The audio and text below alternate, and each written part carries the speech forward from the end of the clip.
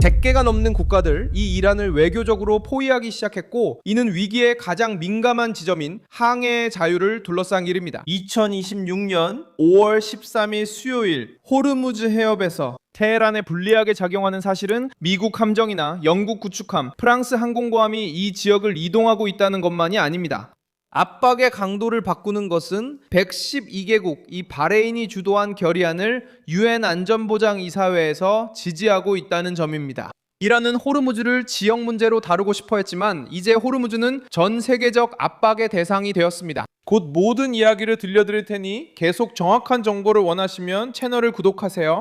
실시간 정보, 지금까지 본 적 없는 최고의 저널리즘 품질과 신뢰성을 자랑합니다. 밀손 알비스입니다. 위기가 112개국 이 같은 요구를 지지하는 상황에 이르면 테헤란은 단순히 저항하고 있다는 이야기를 팔 공간을 잃게 됩니다. 압박은 더 이상 트럼프와 이란 정권 사이의 대립처럼 보이지 않게 됩니다. 그리고 석유, 가스, 해상 화물, 선박보험, 식량, 인플레이션, 에너지에 대해 우려하는 정부들이 모인 훨씬 더 큰 전선이 됩니다.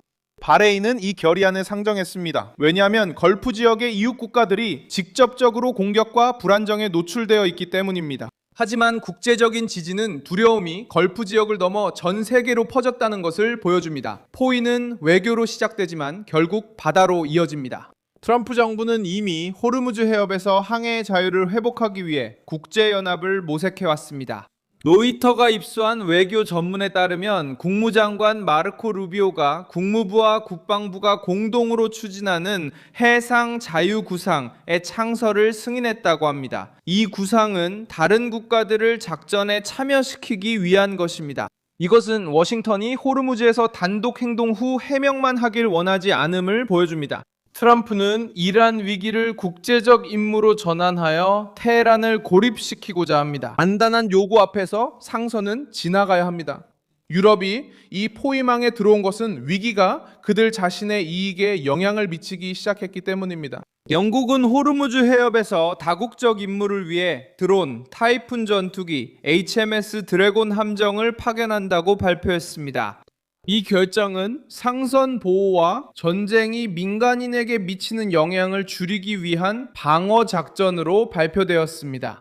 하지만 실제로 영국의 참가는 더 큰 의미를 가집니다. 런던은 이란이 위협을 가하며 세계 무역의 흐름을 통제하는 것을 좌시하지 않겠다는 입장을 밝히고 있습니다. 항로를 다시 열려고 시도하는 쪽에는 프랑스도 같은 흐름에 합류하며 해군 협력을 추진하고 유럽의 존재감을 포위망에 더하고 있습니다. 항공모함 샤를드골이 해당 지역으로 이동 중인 것으로 언급되었습니다. 영국과 프랑스는 국방장관들과의 대화를 주도하며 항해에 초점을 맞춘 대응을 조직하고 있습니다. 보도에 따르면 이러한 움직임은 영국의 파병, 미국 군사력의 이동, 지브롤터를 통과하는 잠수함에 대한 보고, 그리고 선박 호위를 위한 병력 준비와 더해집니다. 해협에서 결과는 간단합니다. 이란은 바다를 바라볼 때 더 이상 워싱턴만을 보는 것이 아니라 유럽, 걸프 지역, 그리고 수십 개 국가들이 같은 방향으로 압박하고 있는 것을 봅니다. 이란에게 가장 위험한 점은 중국마저 호르무즈를 글로벌 문제로 다루기 시작했다는 것입니다. 베이징은 이란에게 가장 든든한 정치적 방패가 될 수 있습니다. 왜냐하면 에너지를 구매하고 워싱턴과 경쟁하며 미국의 행동을 자주 비판하기 때문입니다. 하지만 위기의 양상이 달라졌습니다. 중국 유조선은 미국과 이란 간의 전쟁 속에서 걸프만에 2달 넘게 갇혀 있다가 호르무즈 해협을 빠져나오는 데 성공했습니다. 그 선박은 이라크산 원유 200만 배럴을 싣고 있었습니다. 그리고 로이터 통신은 이번이 전쟁이 시작된 이후 중국 유조선이 해협을 통과한 것으로 알려진 3번째 사례라고 보도했습니다. 여기서 트럼프가 입지를 다질 수 있습니다. 그는 베이징을 바라보며 테헤란을 겨냥한 정치적 부탁을 하는 것이 아니라고 말할 수 있습니다. 그는 모두에게 적용되는 기본적인 규칙을 요구하고 있습니다. 항로가 제대로 운영되어야 한다는 것입니다. 중국 선박이 억류되고 화물이 몇 주씩 대기해야 하며 보험료가 오르고 유조선이 비공식 허가로만 통과할 수 있다면 이란은 더 이상 유용한 동맹이 아니라 손해의 원인처럼 보이게 됩니다. 중국은 트럼프의 동맹이 될 필요는 없습니다. 테헤란을 약화시키기 위해서는 호르무즈를 이란의 상징이 아니라 경제적 문제로 다루기만 하면 됩니다. 이란은 해협에 대한 감독을 확대하려 했고 이라크와 파키스탄 같은 이웃 국가들과 석유와 가스 운송을 조율하기 위한 협정을 맺으려 했습니다. 하지만 이 길도 결국 테헤란에게 불리하게 작용했습니다. 정권이 누가 언제 어떤 조건으로 지나갈지 정하려고 할수록 더 많은 국가들이 이 대화에 참여해 글로벌 항로가 이란의 허가에 의존할 수 없다고 말하게 됩니다. 이것은 국제적인 압력을 키우고 112개국의 결의에 힘을 실어줍니다.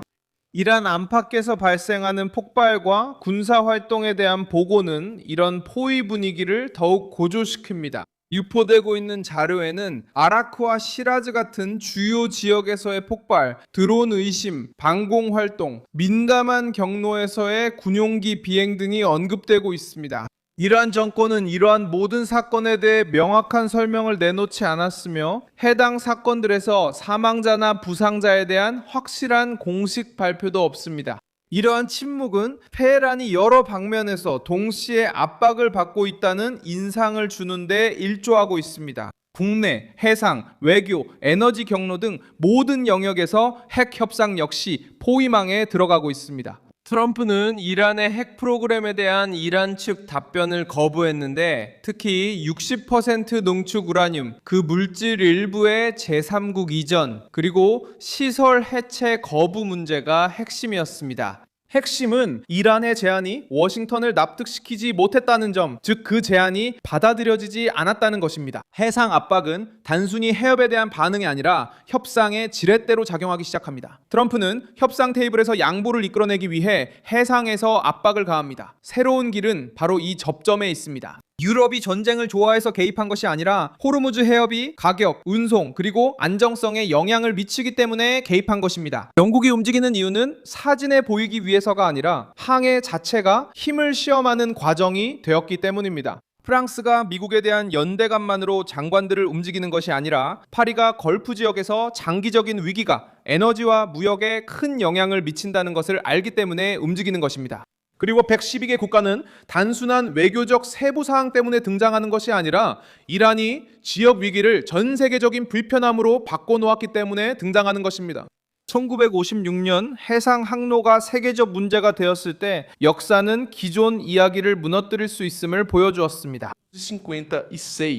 수에즈 위기는 전략적 통로가 그 근처에 있는 정구만의 소유가 아니라는 것을 증명했습니다. 운하가 이집트에 의해 국유화되었을 때 영국, 프랑스, 이스라엘이 군사적으로 대응했습니다. 미국과 소련도 정치적으로 개입했습니다. 세계는 에너지와 무역 통로가 지도에만 국한되지 않음을 알게 됐습니다. 오늘날엔 호르무즈 해협이 대표적입니다. 이곳 역시 상징적 의미가 있습니다. 항로가 막히면 걸프 외 정부들도 움직입니다. 일본은 수입 에너지에 의존하고 있어서 해상 운송의 예측 가능성이 필요합니다. 인도는 석유, 중동에 있는 노동자들, 그리고 운송 비용을 주시하고 있습니다. 한국은 자국 산업을 위해 안정적인 항로에 의존하고 있습니다. 중국은 유럽에서의 물량과 가격을 지켜야 합니다. 연료에 혼란이 생기면 항공기, 화물 운송, 인플레이션에 즉시 영향이 있습니다. 이대 국가는 도널드 트럼프를 좋아할 필요는 없지만 이란이 국제 항로를 영구적인 정치적 흥정거리로 바꿀 수 없다고 결론 내릴 수 있습니다. 그래서 112개국의 지지가 단독 위협보다 더 큰 의미를 갖는 것입니다. 포위의 힘은 바로 여기에 있습니다. 도널드 트럼프는 이 위기를 이란이 미국만 상대하는 것이 아닌 상황으로 몰아넣었습니다. 이란은 점점 더 커지는 국제적인 압박에 직면해 있으며 그 숫자가 늘어나면서 호르무즈 해협이 이란의 고립을 보여주는 무대가 되고 있습니다. 저는 밀손 알베스 국제관계 전문가입니다. 제 목적은 매일 진실로 여러분께 정확한 정보를 전해드리는 것입니다. 뉴스 링크는 영상 설명란에 있습니다. 이 영상에 좋아요를 눌러주시고 채널을 구독해주세요. 마지막에는 댓글도 확인하셔서 커뮤니티와 더 활발하게 소통하시기 바랍니다. 밀손 알베스였습니다.